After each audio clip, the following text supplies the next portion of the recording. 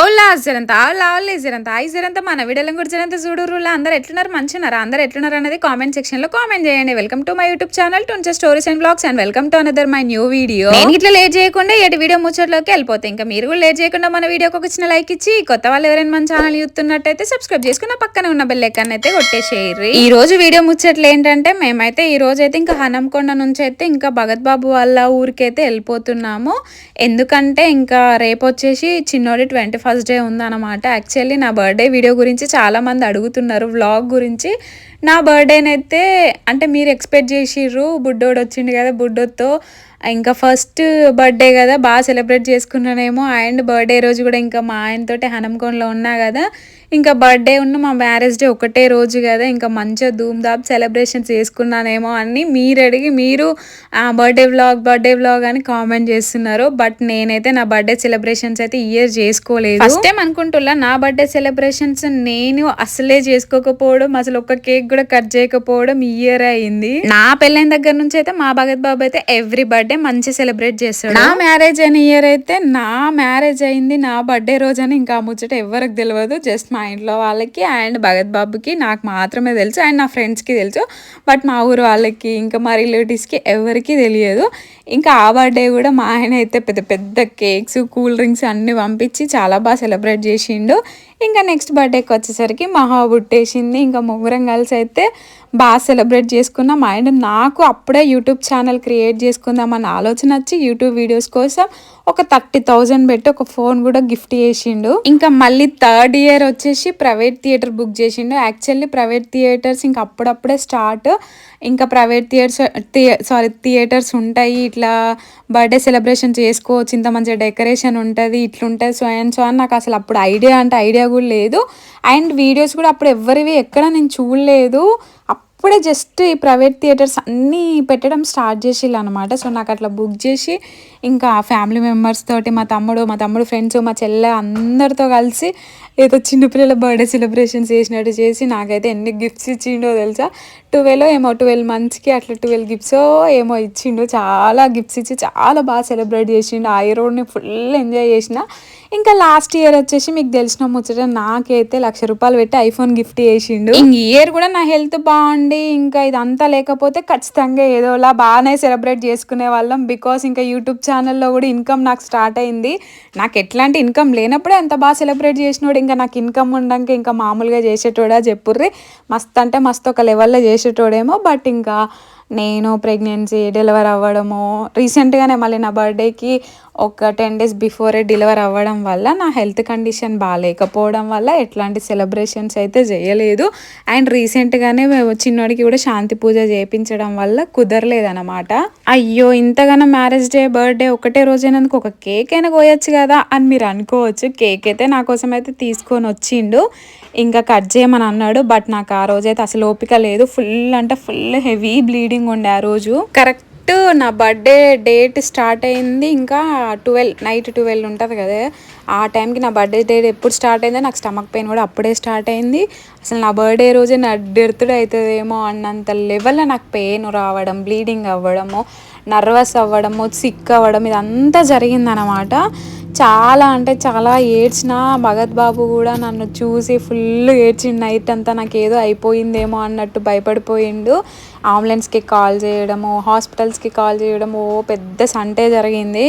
ఇంకా అందుకోసం అన్నట్టుగా నేనైతే ఎట్లాంటి సెలబ్రేషన్స్కి అయితే లేనన్నమాట, యాక్టివ్గా లేను. కేక్ తీసుకొచ్చినా కానీ నాకు అసలు కట్ చేసేంత ఓపిక లేదు. అండ్ డ్రెస్ చేంజ్ చేసుకునే అంత ఓపిక అస్సలు లేదు.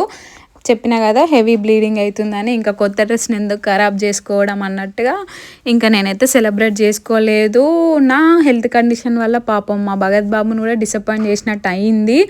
ఎట్లాంటి సెలబ్రేషన్స్ అయితే ఈ ఇయర్ అయితే చేసుకోలేదు. ఐ హోప్ మేమందరం బాగుంటే ఇంకా నెక్స్ట్ ఇయర్ అయితే మంచిగా చేసుకుంటాం. అయినా కానీ మా బుడ్డోడి బర్త్డేకి నా బర్త్డే మా యానివర్సరీ ఒకటే రోజు. మా బుడ్డోడి బర్త్డేకి మా బర్త్డే యానివర్సరీకి పెద్ద గ్యాప్ లేదు కాబట్టిగా ఇంకిద్దరు పిల్లలు పుట్టినాక వాళ్ళ బర్త్డే సెలబ్రేట్ చేయడం, వాళ్ళకి సంబంధించిన అకేషన్ సెలబ్రేట్ చేయడానికే అయిపోతుంది. ఇంకా మనం సెలబ్రేట్ చేసుకోవాలి అంటే అంత ఇంట్రెస్ట్ కూడా రాదు నాకైతే. బట్ ఇంకా మా ఆయనకైతే నా బర్త్డేస్ పిల్లల వాటిలకనే సెలబ్రేట్ చేయాలి, నన్ను కూడా ఒక కిడ్ లానే చూసుకుంటాడు అనమాట. ఇప్పుడు నేను డెలివరీ అయిన దగ్గర నుంచి ఇన్ని రోజులు నాకు 2 పిల్లలు ఉండే, అంటే మహా నేను ఉండే, అంటే ఇప్పుడు ముగ్గురం అయిపోయినామంట. ఇంకా ముగ్గురిని చూసుకోవాల్సిన బాధ్యత ఆయనదే అంట.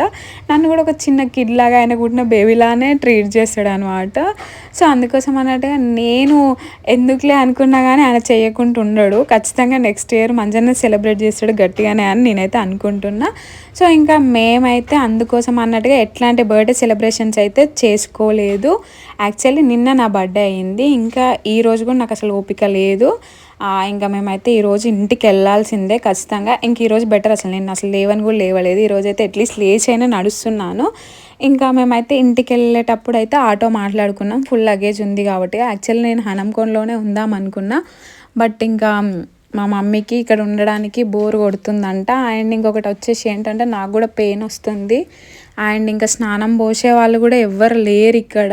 సో నేనే పోద్దాం అనుకున్నా, కాకపోతే కింద కూర్చొని అమ్మో పెయిన్ వచ్చింది, మళ్ళీ ఏమన్నా అయితే ఎందుకులే రిస్క్, అనవసరంగా ఒక 2 months అయినా అట్లీస్ట్ స్ట్రెస్ తీసుకుందాం అన్నట్టుగా మళ్ళీ అన్ని మూటముళ్ళ చదురుకొని ఆటో మాట్లాడుకొని అయితే ఇంటికి బయలుదేరినాం. వచ్చే దారిలోనైతే శివ హాస్పిటల్కి వెళ్ళినాము, బికాస్ నాకు రూట్ కెనాల్ ఇంకా కంప్లీట్ అయితే కాలేదు. ఇంకా నా డెలివరీ అనుకోకుండా అవ్వడం వల్లనైతే నాకు క్యాప్ అయితే వేయలేదు. సో ఇంక ఇప్పుడు క్యాప్ వేయించుకుందామని అయితే వచ్చినాం. యాక్చువల్లీ నా డెలివరీ అయిన రోజే ఈ డాక్టర్ కూడా కాల్ చేసి క్యాప్ వచ్చిందని చెప్పిండు, బట్ ఇంకా అప్పుడు నేను డెలివరీ అయినా కాబట్టి వేసుకోలేదు. నాకు పచ్చితల మీద వేసుకోవాలంటే ఫుల్ భయం అయింది. డిశ్చార్జ్ అయిన రోజే వేస్తా అన్నాడు డాక్టర్, బట్ నేనే వేయించుకోలేదు. ఆ పెయిన్స్ తోటి మళ్ళీ ఇదా నా వల్ల కాదు అనుకున్నా. సో ఇప్పటికి ఎట్లాగో 20 days అవుతుంది నేను డెలివరీ అయ్యి కదా, పనిలో పని వేయించుకుంటే అయిపోతుంది, డబ్బులు పే చేసినాం కదా అని హాస్పిటల్కి వచ్చినాము. కానీ దరిద్రం ఏంటంటే ఇప్పుడు కూడా సెట్ కాలేదు. నా పన్ను చూసిల్లు కదా, అసలు నాది నాకే చూసుకోనికి ఎట్లా అనిపిస్తుంది. ఎవరో కామెంట్ చేసిళ్ళు అప్పట్లో, ఎవరో ఒక్కరు కూడా కాదు చాలామంది కామెంట్ చేసిళ్ళు షార్ట్ వీడియోకి, ఈమెకు పన్ను నొప్పి లేదు ఏం లేదు, ఎవరో ఛానల్స్ తోటి కంపేర్ చేసి కావాలని వ్యూస్ కోసము పైసల కోసము పన్ను నొప్పి అని సింపతి క్రియేట్ చేస్తుంది అని కామెంట్ చేసిళ్ళు. సింపతి క్రియేట్ చేసి ఫేక్గా చేస్తే గిన్నిసార్లు హాస్పిటల్కి ఎవరైనా వెళ్తారా? చూసిర్రు కదా లైవ్లోనే నా పన్ను చూపించినాను. అంత ఘోరంగా ఖరాబ్ అయినాక ఎవరికైనా నొప్పి లేకుంటుంటుంది చెప్పండి? ఒక్క పన్ను కాదు, మళ్ళీ నాకు 4 పన్నులు ఖరాబ్ అయిపోయినాయి, అర్థమైందా? ఇంకా నొప్పి లేకుంటే ఎట్లుంటుంది చెప్పండి? ఏది వస్తే అది కామెంట్లు పెట్టి ఏది పడితే అది అనకండ్రి. వేరే ఛానల్ వాళ్ళతో అయితే నన్నైతే కంపేర్ చేయకండ్రి. నేను ఏదైనా జెన్యున్గానే షేర్ చేసుకుంటా. నాకు అబద్ధాలు చెప్పడం, వ్యూస్ కోసం పైసల కోసం నటించడం నాకు రాదు. రియల్ లైఫ్లో నేను ఎట్లుంటా అన్నదే మీకు చూపిస్తా. అదంతా ఇప్పుడు మాట్లాడుకుంటా పోతే ఫుల్ ల్యాగ్ అవుతుంది. అంతా ఒకరోజు మంచిగా గట్టిగానే మాట్లాడుకుందాం. కానీ ఇంకా యాక్చువల్లీ మాకు 21st డేకి సంబంధించిన డ్రెస్సెస్ అన్నీ, అండ్ నేను అంటే డెకరేషన్కి సంబంధించిన అన్నీ మీషోలో ముందే ఆర్డర్ పెట్టేసుకున్నా. అన్నీ వచ్చినాయి కానీ బుడ్డో డ్రెస్ మాత్రం రాలేదు. ఇంకా అందుకోసం అన్నట్టుగా హాస్పిటల్ పక్కనే ఒక ఉంటుంది, అంటే ఎట్లా హాస్పిటల్ చౌరస్తానే కదా, సో అక్కడే ఒకరు డ్రెస్ అమ్ముతున్నారు, ఒక బజార్, కాటన్ బజార్ లాగా ఉంటే ఇంకా వాడికైతే ధోతి ప్యాంట్ అయితే తీసుకున్నాను. ఎగ్జాక్ట్లీ మా కలర్ దొరకలేదు కానీ రిలేటెడ్ కలర్ అయితే దొరికింది. ఇంకా ఆన్లైన్లో నేను ఆర్డర్ పెట్టింది అయితే చాలా బాగుండే, బట్ అదైతే ఇంకా నెక్స్ట్ డే చూపిస్తుంది. ఇంకా అందుకోసం ఒకటైతే తీసుకున్నాము. అండ్ వస్తూ కూడా ఇంకా కొన్ని వెజిటేబుల్స్, ఆనియన్స్, కొన్ని సామాన్లు కూడా తీసుకొచ్చినాము ఫంక్షన్కి. అంటే రేపు 21st డే ఉంది కదా, దానికి కావాల్సిన సామాన్లు. సో ఇదైతే మా భగత్ బాబు వాళ్ళ ఇల్లు అనమాట. స్టార్టింగ్లో ఇట్లయితే ఉంటుంది. సో ఇక్కడైతే మా వాళ్ళు, అంటే మా ఫ్యామిలీకి సంబంధించిన వాళ్ళు ఎవరైతే ఉండరో, ముందు రూమ్లోనైతే డాక్టర్ ఉంటారు, ఆర్ఎంపీ డాక్టర్. అండ్ వెనక రూమ్లో వచ్చేసి, అంటే ఇంకొక ఇంట్లో వచ్చేసి ప్రజెంట్ అయితే మా పెద్దమ్మ వాళ్ళు ఉంటున్నారు. మా పెద్దమ్మ వాళ్ళు అంటే మా మామయ్య వాళ్ళ ఓన్ సిస్టర్ వాళ్ళు అయితే ఇల్లు కట్టుకుంటున్నారు అనమాట. సో ఇంకా వాళ్ళు ఇక్కడ ఉంటున్నారు. అందుకోసమే ఇల్లు బయట ఎవరు లేకున్నా కానీ పెద్దమ్మ వాళ్ళు ఉంటున్నారు కాబట్టి అంత నీట్ అండ్ క్లీన్గా ఉన్నది. మా అమ్మమ్మ కూడా ఇక్కడే ఉండిద్ది. మా అమ్మమ్మ మీన్స్ మా హస్బెండ్ వాళ్ళ నానమ్మ. సో మా అమ్మమ్మ కూడా చాలా నీట్ అండ్ క్లీన్గా ఉంటుంది. ఇప్పటికీ ఈ ఏజ్లో కూడా చాలా నీట్గా ఉంచుకుంటుంది.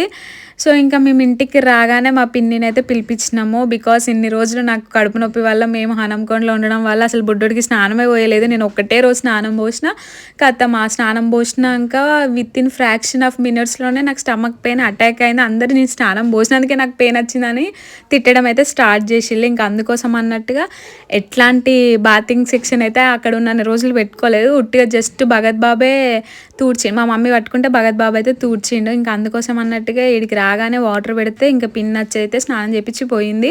పిన్ని వాళ్ళది భగత్ బాబు వాళ్ళది ఒకటే ఊరు. పిన్ని వాళ్ళ ఇంటి పక్కనే భగత్ బాబు వాళ్ళది కూడా ఉంటుంది, పక్క పక్కనే అన్నమాట వీళ్ళిద్దరి. ఇక స్నానం పోసినాకనైతే మా మనవడు ఫ్రెష్ అయిపోయిండు. తినైతే మా పెద్దత్తమ్మ అంటే మా హస్బెండ్ వాళ్ళ డాడీ ఉంటారు కదా మా మామయ్య, సో వాళ్ళ పెద్ద బ్రదర్ వాళ్ళ వైఫ్ అనమాట. సో మా హస్బెండ్కి పెద్దమ్మ అవుతారు, నాకు పెద్దత్తమ్మ అవుతారు. సో మన బుడ్డోడి కోసం అయితే లంగట్లు కుట్టుకొని అయితే వచ్చింది. మా ప్రతిభక్క పవిత్రక వాళ్ళ పిల్లలకి అట్నే కుట్టేదంట. మేము ఒకసారి గుర్తు చేస్తే అప్పటికప్పుడు విత్ ఇన్ ఫ్రాక్షన్ ఆఫ్ మినిట్స్లో పోయింది, అట్లా పోయింది, ఇట్లా కట్ చేసుకొని కుట్టుకొని తీసుకొని అయితే వచ్చింది. థ్యాంక్ యూ సో మచ్ అత్తమ్మ. సో ఈరోజు మినీ వ్లాగ్ అయితే ఇంతే ఉల్లా. రేపటి 21st వ్లాగ్లో కలుసుకుందాం. ఉంటాం వల్ల అంతే. Video bye.